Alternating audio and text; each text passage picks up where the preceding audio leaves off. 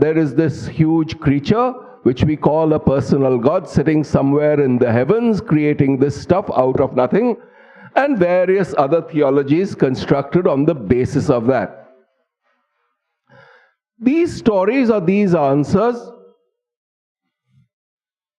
are okay as far as they go, but they do not address the fundamental question that is asked, and that's what Vivekananda is building up here. I mean, essentially he says that the answer does not go to the heart of the issue. That's what he is talking about here. Yeah? And that's why he says basically the kind of answers that we give are extremely anthropomorphic, which means it assumes that, well, I am a human being and the world is therefore subject to this particular prejudice that I have of thinking myself as a human being, and it must therefore give an answer in those terms. It has to give me an answer in very personal terms to me as a human being. Yeah? What is the approach? What is the correct approach? It basically trying to understand that yes, it is true that I think of myself as a human being, and therefore I come with my set of prejudices, set of preconceived notions, which is what prompts me to seek anthropomorphic answers, answers that appease the vanity of human beings, of man. But if we are to find a true answer, then the attempt is not to be to make the world subordinate to human prejudices, but rather to analyze our prejudices carefully and deeply, remove them, de-anthropomorphize ourselves. So instead of making the world subscribe to my prejudices, the idea is to get rid of my prejudices so that we can see the world as it is in its own right. This particular change of emphasis from personal to universal is a guiding motive, a universal theme in Vedanta. It is what gives rise to these two kinds of knowledge, what is called Purusha Tantra and Vastu Tantra. Purusha Tantra means subject to opinion, narrative. Yeah, it depends very much on the person. The other is Vastu Tantra or objective knowledge. Knowledge in itself. What is the property of the thing from its own intrinsic point of view? Not making the world subject to my prejudices, but removing mine so that I can perceive the truth. It is this removal of prejudice, removal of bias, that we can call de-anthropomorphization. Yes? Basically, we are apt to think of everything in anthropomorphic terms, forcing the world to be subject to our prejudices, but the real approach in order to access truth per se, Sat, that which is independent of opinion. The approach to that is to de-anthropomorphize, remove our subjective prejudices. This is done by the exercise of this analytical intuition or viveka. This is the framework in which this particular lecture of Vivekananda sits. And essentially this is the theme that he elaborates, and this is where we had ended last time. Our senses are limited, very limited indeed. And within these limitations exist what we call our universe. And our God is the solution of that universe. But that cannot be the solution of the whole problem. But man cannot stop there. He is a thinking being and wants to find a solution which will comprehensively explain all the universes. He wants to see a world which is at once the world of men and of gods and of all possible beings, and to find a solution which will explain all phenomena. This is essentially stating that same thing, the desire in the heart of a thinking being, not to be confused, not to be waylaid by these stories that are enough to allay the enquiry of children, but to hold on to that enquiry till one gets at the truth. It is to that kind of mind that this is addressed. And so, the solution then does not lie in these, our human answers to questions like, everything in anthropomorphic terms. What is the answer? Our only hope then lies in penetrating deeper. This penetration deeper means precisely asking the question, instead of where does this world come from, the same question turned around, becoming a subjective question. What is it in me that makes me think that this world has come from somewhere? In other words, instead of asking this objective question, where has this world come from, one is trying to trace the subjective cause of this question arising in my heart. Where does this question arise in me? Why is it that I am asking this question? This part, this kind of emphasis from an objective external universe to a universal subjective notion of where this question arises within me, what is happening is a change in emphasis, a change from the objective universal to the subjective universal. What is it that is universal in all of us that prompts us to ask such questions? Where do these questions arise in us? It is a scientific study, in the best sense of the term, of subjective phenomena. What is universal in them? Where do they arise from? And this is what penetrating deeper is. It does not mean you go outside and probe into the earth by digging into it using tools. It's really asking ourselves, digging deeper into our own psyche. That's the issue. And then he goes on giving the answers. The early thinkers discovered that the further they were from the center, the more marked were the variations and differentiations. And that the nearer they approached the center, the nearer they were to unity. The nearer we are to the center of a circle, the nearer we are to the common ground in which all the radii meet. And the farther we are from the center, the more divergent is our radial line from the others. The external world is far away from the center, and so there is no common ground in it where all the phenomena of existence can meet. At best, the external world is but one part of the whole of phenomena.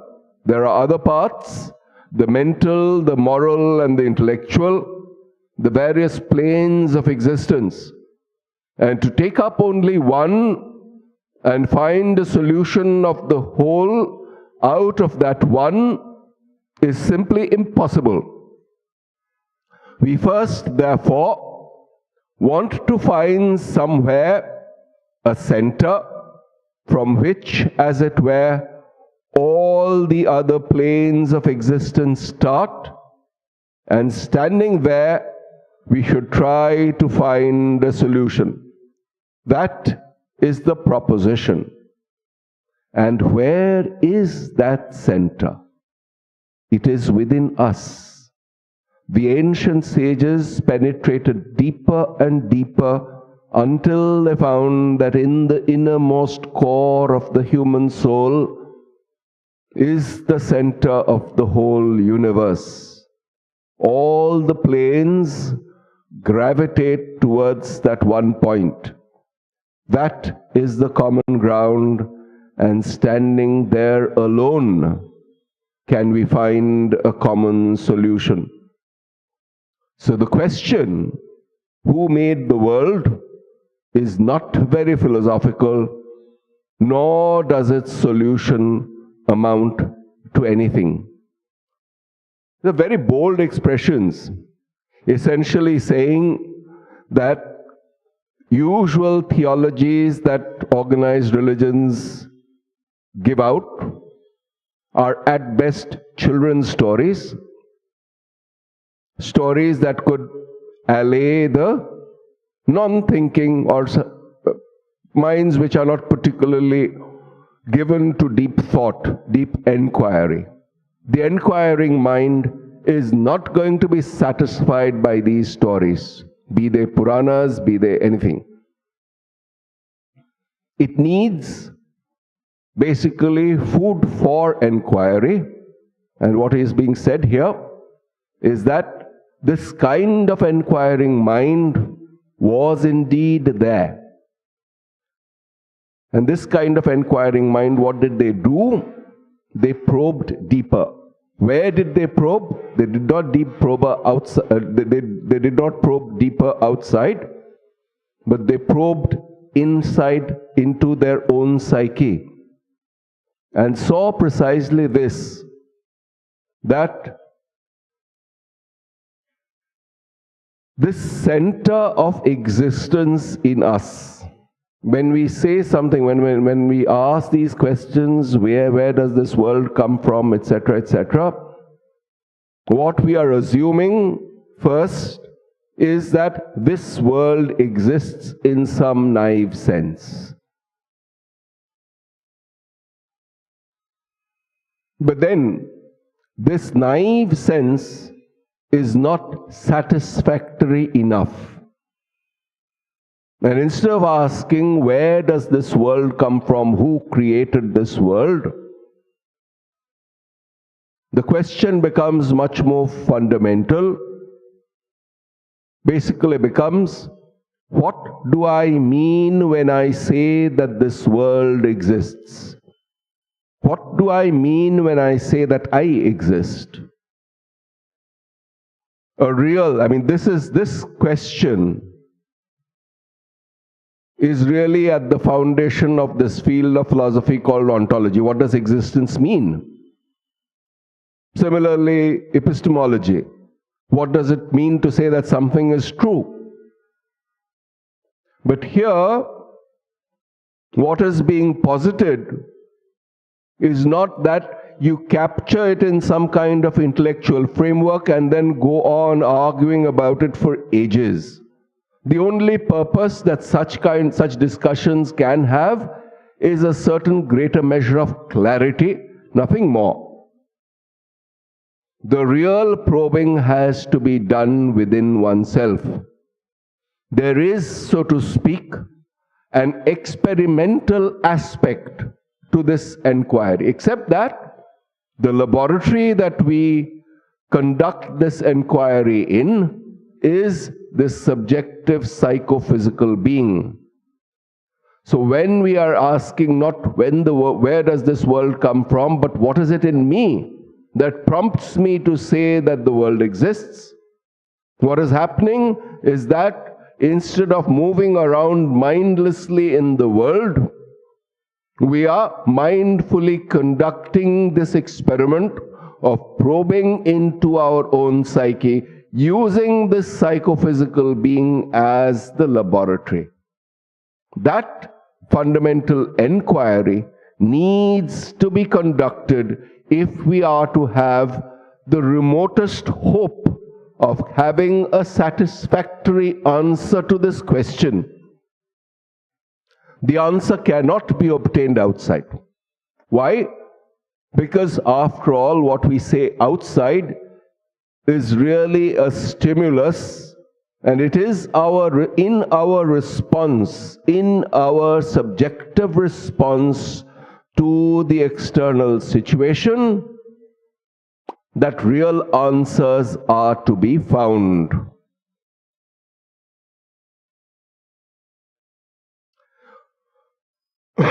So here it's basically, he said this. So where does this? So in that, I mean, in this particular paragraph, there was a subtle hint of where does this practice lead us. It says something like this: all the planes gravitate towards that one point. Yeah. So if we have our attention directed outward, then we start thinking of universes as divided. There is a physical universe, there is a planet, there is this, there is one solar system, there is a galaxy, etc. Then there is this mental plane at which we think. Then there is a moral plane at which we behave. There is this intellectual plane in which we probe deeper, etc., etc. However, what is the consequence of probing deeper? What is its impact on our personal psyche? This has been hinted at here. What it does, it basically integrates and unifies our being. See, we can ask various things about this question of where this world has come from, where has this universe come from, has a corresponding subjective question also. Where do thoughts arise in me? There is this external question, where does this world come from? And there is this subjective question, where do thoughts arise? Where does my mind come from? And what does this probing deeper mean? These two planes of existence, the material and the mental, what one is doing is one is probing to an extent that these two planes of existence in which all of us live are recognized at a certain fundamental level to be not really that different from each other. A unification happens. Does this unification happen outside? Is there a mental universe outside and a material universe outside, which somehow or the other just get thrown together like two balls hitting each other? No. By probing deeper, one sees that it is from the point of view of my psyche that there is this idea that I am this material being. Similarly, there is this idea, I am this mental being. The substratum on which both exist, both ideas exist. I am a mental being or I am a physical being. That is a locus of unification. You see, very often we find that ideas of one group of people are different from ideas of another group of people. And they are different only so long as we have not found a common ground, a common locus of unification of such ideas. Such a locus of unification can only be found when we see that what seemed to be opposing ideas are really aspects of the same reality. So for instance, very material, very simple example, a coin has a head, it has a tail. If we just look at the face of the coin, this is the superficial way of looking at it, then there is either a head or a tail.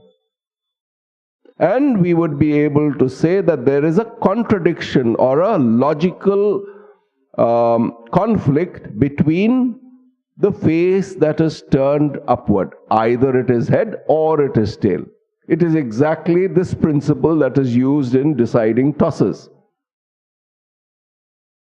However, if we move to the point of view that it is, after all, a coin which has both head and a tail as its two faces, what happens?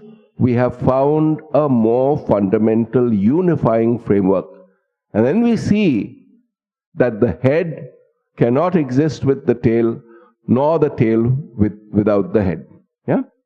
It is precisely this kind of exercise that is supposed to be done within our psyche. It is within us that we have these conflicts. They cannot be resolved by pitching one set of opinions against another. They can be resolved by probing deeper and asking, where do these conflicting opinions come forth from? That locus of unification is to be identified, and there these things get integrated together. That is what one is being prompted to do here. Yeah? And this is so we first therefore want to find somewhere a center from which, as it were, all the other planes of existence start, and standing there, we should try to find a solution. Not a solution in terms of superficial thinking, but in terms of asking, where do these thoughts come from? Where do they unify? That is the proposition. And where is that center? So the origin of the world is not sought outside. Where is that center of existence? It is within us. The ancient sages penetrated deeper and deeper until they found that in the innermost core of the human soul is the center of the whole universe. And then what happens? Then this conflict that we had been thinking about of one opinion versus another opinion, of one race versus another race, of one political ideology versus another political ideology, these turn out to be merely superficial things that can be gotten rid of fairly easily. Why? Because one has identified the locus from which these so-called conflicts arose, and one has found that really in the depth of our being, these are unified. So the good and the bad are only, for example, ethically good and the ethically bad. These are things that we come up with. They create conflicts. And then we think of one as opposed to the other. But on the other hand, if we ask, where does this ethical sense emerge from? From within us. Where does it come from? And then try to study this whole thing with a calm, impassive, objective frame of mind. What happens? We see that what we call good and evil are but the obverse and reverse of the same coin. Hence that example of the coin. What we call bad or evil cannot exist without good, and what we call good cannot exist without a corresponding notion of evil. And so long as these two ideas are there, they will keep causing conflicts in our head, in our hearts. It's only when we penetrate deeper that we shall be able to see that what we call ethical conflicts are not really there. They are part and parcel of a larger reality. And so, the ethical questions become resolved into more fundamental questions. See, for instance, when we talk of good or bad, we think of destruction of certain, say, human life as something terrible, as something bad. And somehow or the other, creation of human life as well may be good at some level. Though there are 8 billion of us on this planet, I don't see how that is particularly good in our present situation. However, what is, how do we resolve this? Essentially, see, the thing is, even in this, there's this beautiful cartoon film called The Lion King.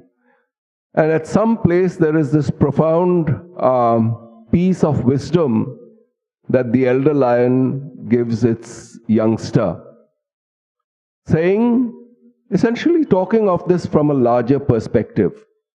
See, what is he talking about? The grass grows on the plains.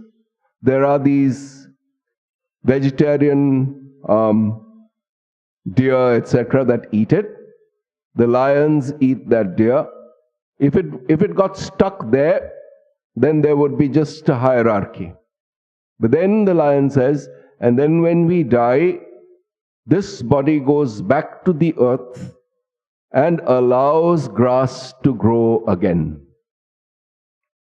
What is happening here is that this personal destruction, death, is seen as part of a much larger cosmic phenomenon. Something comes up, exists for a while, and it goes back to another, to a place where the cycle can resume again. Viewed from this larger perspective, these are seen as inevitable parts of a larger cycle. And then, these myopic ethical concerns, this is good, that is bad, this person is good, that person is bad, is replaced by this individual serves this particular role in the larger scheme of things. We are not jumping to a conclusion, this person is good because he or she favors us, does something that is favorable to us. This person is bad because he or she misbehaves with us or does something that is painful for us. We take a step back and understand that these things, these individual which we were thinking was good, is really serving a larger part in this cosmic harmony. So also is this other person we were thinking of as bad. Which means that this problem of good and bad, of good and evil, the ethical problem, is not going to be resolved by finding solutions externally. And many theologies keep on doing, oh yes, you see, God is good, but then why is there all this problem in the world? And all kinds of manufactured answers are given, never satisfactory. On the other hand, if we probe deeper within ourselves, then we see that these notions of good and bad are not particularly absolute, but they come forth from within us. for a certain practical purpose. If we did not, because we live in a society, it is important that there is a certain larger concern for other beings around us, which is what we call good. Without that, the existence of society would be in jeopardy. And my existence would feel threatened. So at some level, there's a very pragmatic reason for why we call what is good, good, and what is bad, bad. But then, the question, instead of becoming one of probing into something that we call good for a while, something that we call bad for a while, becomes, okay, fine, we live in society and that has given rise to these principles of good and bad in social life. So the cause for ideas of good and ideas of bad, viewed from this lens, becomes the existence of human society. Fine. So the question of good and bad, tracing it this way, the next step becomes, why do we as human beings live in a society? What is it in us that makes us gravitate towards a collection of people staying together with common concerns? And we have various answers to that, basically a division of labor, etc., various things. But a more fundamental answer is that different human beings living in this society, there is something common which allows people to bind together as a society. And where is that? See, if one starts probing there, then what has happened? Instead of unifying just good and bad, what has happened is that we have found a locus within ourselves, which is something that is common to all human beings living in society. We have found a point of unification. And therefore, this superficial conflict that gives rise to fighting between nations and nations, between one organized religion and another organized religion, between one group of people speaking one language and another group of people speaking another language, all that is automatically removed. Yada sarvam atma eva abhut tatra kenakam pashyet kenakam jigre. Yeah, so this particular unity is something of unity of existence, is a theme that keeps coming up in different Upanishads. Yeah? So what is a summary of all this? It's basically saying that so far, this is really setting the stage. We have not yet started with the Upanishad per se, but it's basically hinting at where the Upanishad is coming from, where it is headed. First, there is a basic fundamental question that the Upanishad raises, which is basically what happens when we die. And what does it really mean? That's a basic underlying question. And Vivekananda here is essentially addressing that enquiring mind, and therefore setting the stage for the kind of answer that will be given. Basically saying, don't be satisfied with these superficial answers of stories or categorizations, but probe deeper to find that unification. In other words, there is a subjective experimental content, something to be done. And that something to be done is this probing deeper into our own psyche with a view towards finding truth, where these so-called superficial conflicts get resolved by finding the locus of unification. Om Shanti Shanti Shanti Harihi Om Tat Sat Shri Ramakrishna Arpanamastu.